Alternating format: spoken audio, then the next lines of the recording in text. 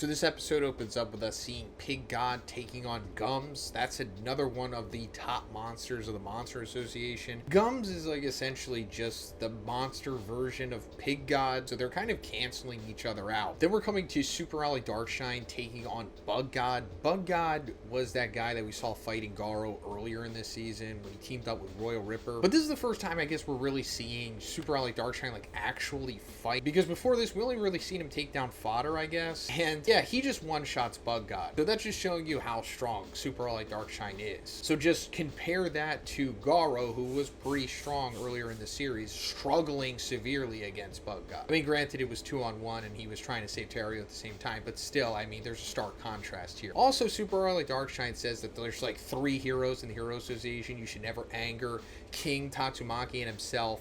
And it's like, is that true? Maybe for King and Tatsumaki, especially if you're not like the audience and you're like a character in the series and you assume that King is genuinely the strongest man on Earth. But you'd think that, like, why isn't Darkshine mentioning Blast in that equation? Now, I know if we're just following the anime, we know nothing about Blast. We just know that he is S-Class rank number 1, but that should be more than enough to include him in the 3 heroes you should never upset. Because if Tatsumaki is number 2, there's got to be a reason why Blast is number 1, and I'm assuming strength is a part of that. Also, on Christmas, I released a video going over Blast's entire story. Yes, it involves some serious spoilers, but in case you were just really curious about what's going on with Blast and you didn't want to wait till season 4 or 5, check out that video. I'll probably have it linked at the end of this one. So then we're coming back to Saitama, and he's encountering overgrown Rover. And this makes sense, not just for hype moments in Aura, but also because this is Saitama's main motivation for coming down into the Monster Association in the first place. Obviously, he wasn't included in the original strike team to go save Waganma because he's Cape Baldy to them, but he was just chilling in his apartment. There was like all those explosions and the earthquakes and everything from when Gyoro was fighting over Rover, and he was like, wow, better go investigate that. So he is accomplishing his goal here. He's finding out what the cause of the explosions and noise was, which was overgrown Rover. And the way that Saitama observes overgrown Rover is not necessarily like as a full-blown monster. He sees him as almost literally as a dog. I mean, he is like a dog. I don't think they say it in this season, but in the manga at some point they say that overgrown Rover is a result of Gyoro's experiments. And Saitama like tries to give him a bone at first, kind of like giving him a chance, I guess. And then he realizes like, oh, I'm gonna have to discipline him, because then, you know, he punches him. And this definitely isn't like a full punch. He's kind of just disciplining him. Like, this isn't necessarily Rover like surviving a Saitama punch the way that like Boros did in season 1. He's genuinely letting him live here. Like, he even further explains that later on at the end of the episode when he's talking to Orochi, because he's like, hey, you know, you're like a real monster. I'm gonna have to give you an actual normal punch. And then Orochi's like, oh, he held back on Rover. So yeah, Saitama sees Rover as like a dog. Hey, also guys, can we try to get 3,000 likes on this video? This is the last episode of the season, and of course after this I will be covering the One Punch Man manga as I always do. It comes out every other week on a Wednesday, so yeah, check that out. Thanks guys. But this punch that he gives Rover like reverberates through the Monster Association, and everyone is aware of it. They're like, holy crap, what was that? And this is gonna be the catalyst that leads us into Orochi taking on Saitama at the end of the episode. Then Neon, who is observing this, like comes up behind Saitama and tries to like get the sneak attack, but of course it does nothing and he just runs away. We're not really going to see his fate until season 4 or part 2 of season 3, which I'll talk about briefly at the end of this video. So then Tatsumaki finally comes across Gyoro, and this is like the first time that we're seeing Gyoro actually fight, other than the brief tussle that they had with Gyoro back in, I think, episode 5 or 6. And Gyoro pretty powerful. It was established that they are a dragon. Still, this is nothing compared to Tatsumaki. I mean, if they were taking on another S-Class hero, they would probably give them serious problems. But considering that Tatsumaki is like the strongest Esper that is known of at this point, even the strongest thing that Gyoro is seemingly capable of, this gravity, whatever they say it is just doing nothing at Tatsumaki, and Tatsumaki low diffs Gyoro. And it seems like they're killing them, but they're not.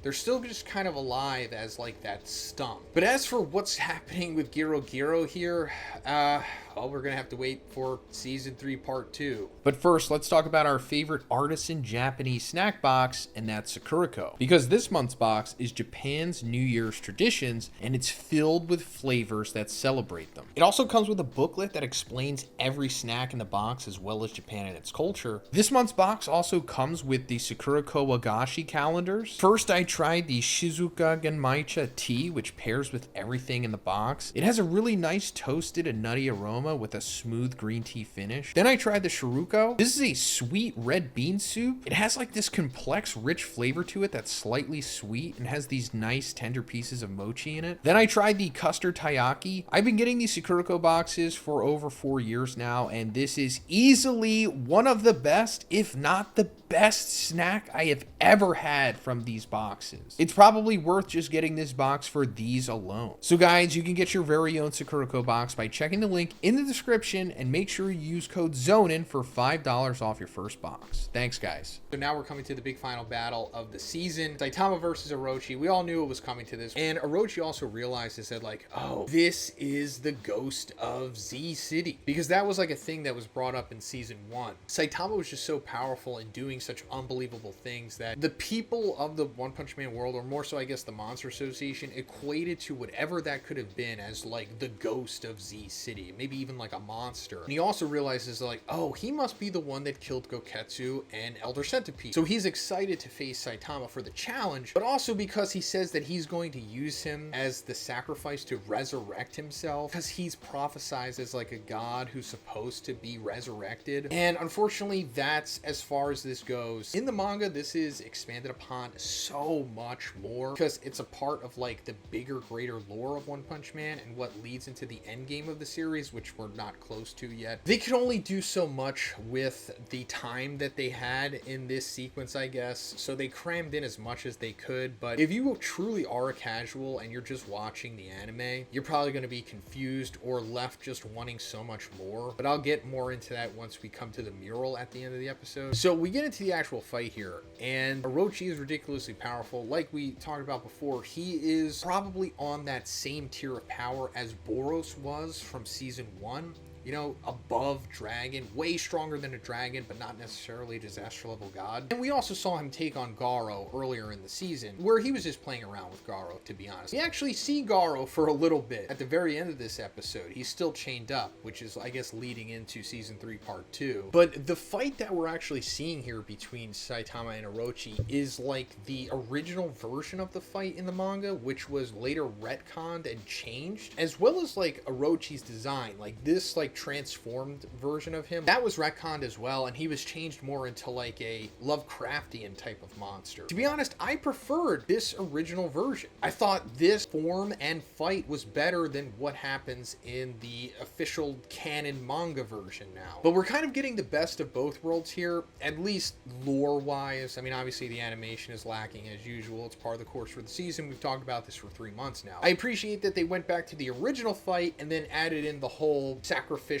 god resurrection lore to it. And yeah, Orochi is unbelievably powerful. Like, he's doing some of the most powerful, crazy stuff we've ever seen in the series, other than Boros in season 1. Like, no one else has come close to him besides Boros. And if you're wondering like who's stronger between the two, I mean, it's pretty evident that Boros is stronger than Orochi, but if there's like a solid number 2 to Boros, it's Orochi for sure. And we know that definitively because Saitama winds up defeating him with one single normal punch. Because, you know, as we saw in season 1, Boros took many punches from Saitama. It ultimately came down to a serious punch taking him out. So, like, if this was any other hero, they would have an extremely hard time against Orochi, if not just get killed by him. I mean, I think that's fair to say. It seems like maybe Tatsumaki would only really have a chance to be competitive against him at this point. You know, other than Blast, who we haven't seen yet, and Metal Knight, which we don't fully understand his arsenal yet. But yeah, he's certainly at the very top of the power scale for sure. But now that he's been defeated, we see like his head falling down to the bottom of the Monster Association, and as it's falling down there, we see like these steps leading up to this mural. And I wish we would have gotten a closer look at this mural, but I'll just put the picture here. This is what it looks like in the manga.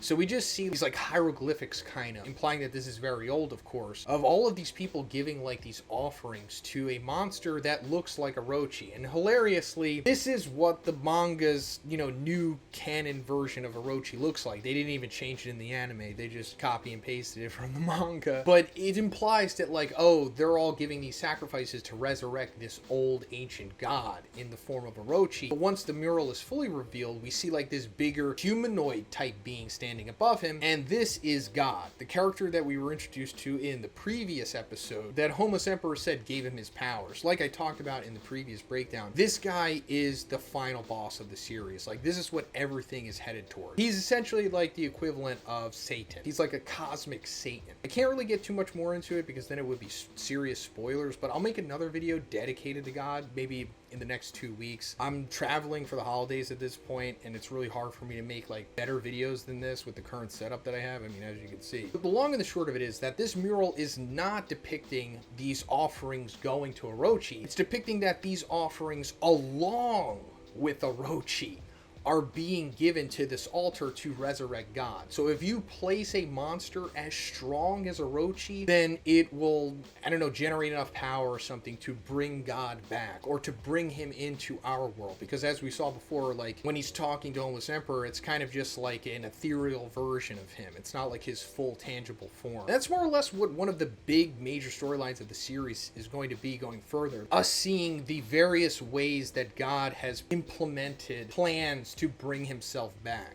The first one being the Monster Association. But then after that, we get like this little extended sequence after the credits where King is walking around and the group that he's with, Fubuki, Bang, and Bomb, kind of go ahead of him. And he sees Waganma come up behind him. But as we saw in the previous episode, I think, or the episode before that, Waganma was saved by Child Emperor. He was brought to the surface and given to the support team.